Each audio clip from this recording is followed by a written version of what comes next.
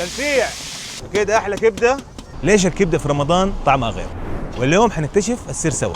ما شاء الله اطعم كبده قد جربتها. افضل كبده في جده 100%. جايين من الصفا اصلا عشان الكبده. ومدرسة اليوم حتكون بسطة كبدة عمر شامي.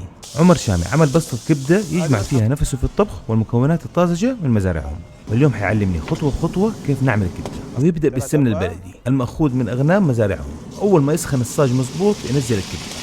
تلسيع لازم منه. شوف ما شاء الله تحمرت كيف. خلاص دحين ترخي النار. جاء وقت المكونات الباقية.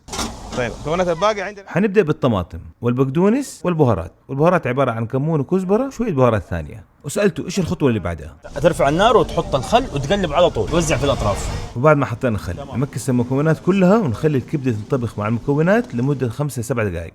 الصاج مرة رهيب ما شاء الله. متعة ده شغل فيه. تسوي فيه اللي تبغاه. ايه ما شاء الله تبارك الله. الحكاكة اللي بالطرف هذه مهمة. كده احلى كبدة. كبدة عمر شامي. كده كبده علي باشا. لا بعدك ما ينفع. ما قلت لك انت المدرسة اليوم؟ انت المدرسة. الكبدة جهزت معانا وجاء وقت نعمل السندوتشات. طبعا أهم شيء نسكسك الساندوتش كده بالمرق ونحط الكبدة ونقدمها.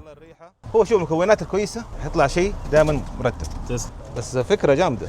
وإضافات عبارة عن فلفل حار وطحينة وشوية شطة، وكده ممكن تاكلوا قلات ساندوتش كبدة في جدة. صراحة قبل ما أدوقها أكيد شيء خرافي. يعطيك العافية. الصاج ما شاء الله والله ولعته. يا أخي مو مجامل يا أخي. مرة طعمه. إيش تبغون نتعلم المرة الجاية؟